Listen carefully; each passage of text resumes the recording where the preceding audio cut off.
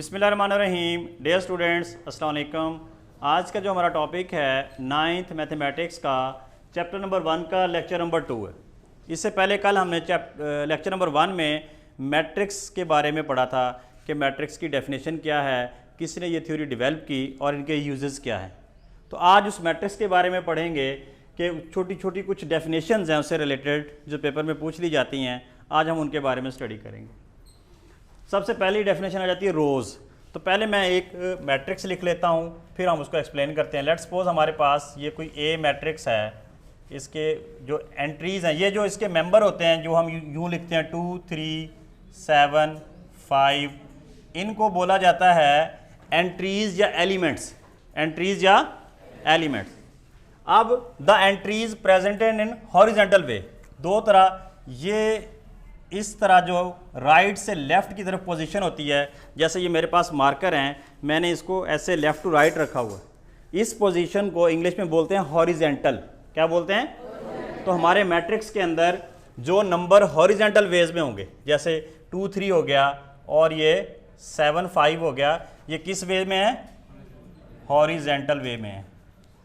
ये जो हॉरिजेंटल वे में अगर लिखा जाए तो इसको हम यहाँ पढ़ेंगे रो, ROW, रो यानी कतार जिसको हम कहते हैं। ये पहली रो है तो इसको रो फर्स्ट कह देंगे, ये दूसरी है तो इसको सेकंड रो कह देंगे। इसको हम R1 या R2 से भी शो कर सकते हैं। तो क्या हुई डेफिनेशन? द एंट्रीज, वो वाली एंट्रीज प्रेजेंटेड इन हॉरिजेंटल वे, जो कि हॉरिजेंटल वे में रिप्रेजेंट की गई हैं, आर कॉल्ड रोज। उनको क्या बोलेंगे? रोज। नेक्स्ट है जी कॉलम्स। अब इसी तरह यही मैट्रिक्स मैं यहाँ बी नाम से लिख लेता हूँ, कोई और लिख लेता हूँ 7 9 3 4। अब इस मैट्रिक्स में ये वाली तो थी हॉरिजेंटल पोजीशन। अगर हम इस मार्कर को यूं इस पोजीशन में, वर्टिकल पोजीशन में कर दें, 90 के जैसे दीवारें होती हैं, इस पोजीशन को हम बोलते हैं वर्टिकल। तो वो वाले नंबर्स जो वर्टिकल वे में लिखे जाएं, यूं ऊपर से नीचे की तरफ, ऊपर से नीचे की तरफ, इनको हम जो यहाँ नाम देते हैं वो देते हैं कॉलम्स। क्या देते हैं जी? कॉलम। तो ये वाला पहला कॉलम C1 कह देंगे, ये दूसरा कॉलम C2। अब डेफिनेशन देखें, द एंट्रीज, एंट्रीज क्या होती हैं? ये जो नंबर होते हैं इसके, प्रेजेंटेड इन कौन से वे में? Vertical way, are called columns. उनको क्या बोलेंगे?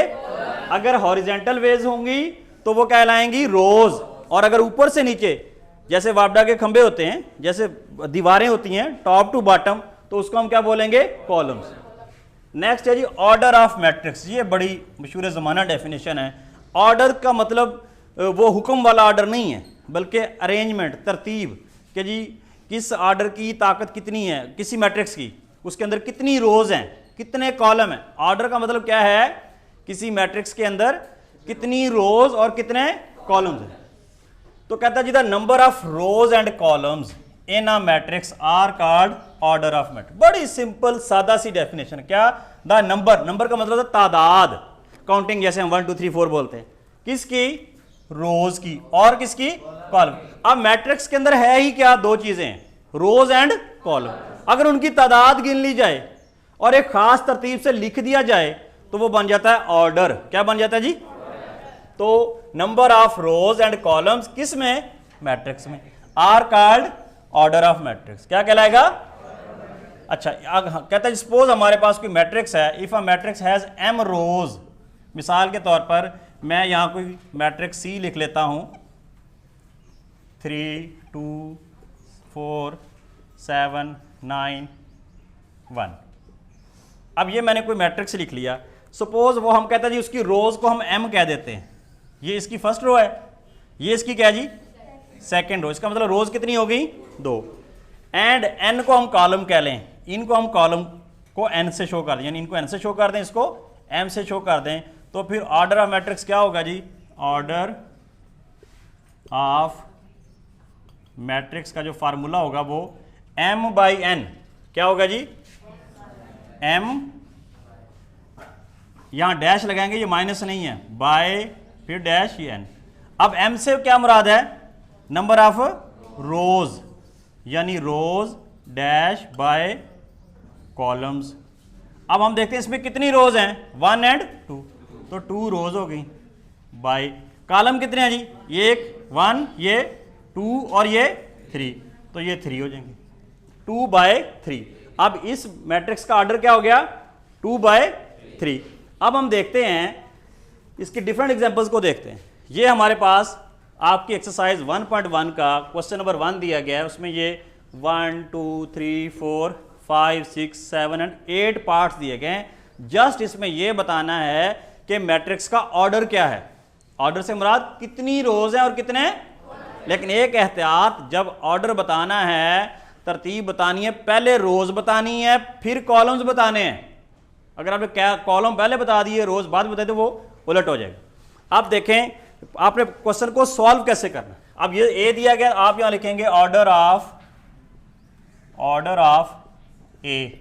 पहले फार्मूला लिखेंगे क्या, रोज डैश बाय कॉलम्स। अब रोज कितनी है जिसमें, 1 और 2, यानी 2 रोज हो गई, बाय कॉलम कितने हैं जी, 1 2 2।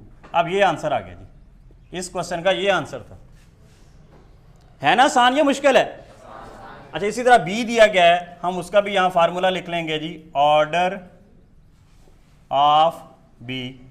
क्या होगा जी वो, या वही वाला फार्मूला आप m/n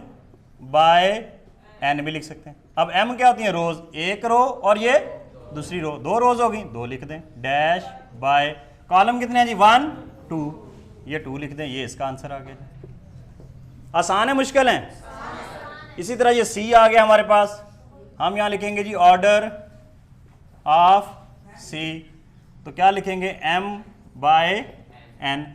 अब इसमें देखें रोज कितनी है जी, 1, 2 नहीं है, 1 है, तो हम यहां 1 लिख देंगे, बाय कॉलम देखें 1 और ये 2 कॉलम्स हैं, तो 1/2, ये उसका आंसर आ गया। इसी तरह ये h दिया गया है, इसको हम लिख लेते हैं जी ऑर्डर ऑफ h। क्या लिखेंगे जी, m/n। अब इसमें कितनी रोज हैं h में, तो 2, बाय कॉलम कितने हैं जी, 1 2 3, तो ये 3, ये इसका आंसर आ गया। इसी तरह ये है। अब इसका ऑर्डर क्या हो जाएगा, आप ज़बानी बता दें। अब देखिए इसकी रोज कितनी है जी, 1 2 3, 3 बाय और कॉलम कितना है, 1, 3/1। इसका रोज गिन लें पहले, 1 2 3, 3 रोज हैं और कॉलम कितने हैं जी, 1 2, यानी 3/2। इसका देखें रो भी 1 है, कॉलम भी 1 है, अकेला है, सिंगल है, तो 1/1। और इसका चलो लिख लेते हैं हम, ऑर्डर ऑफ जी क्या होगा जी, m/n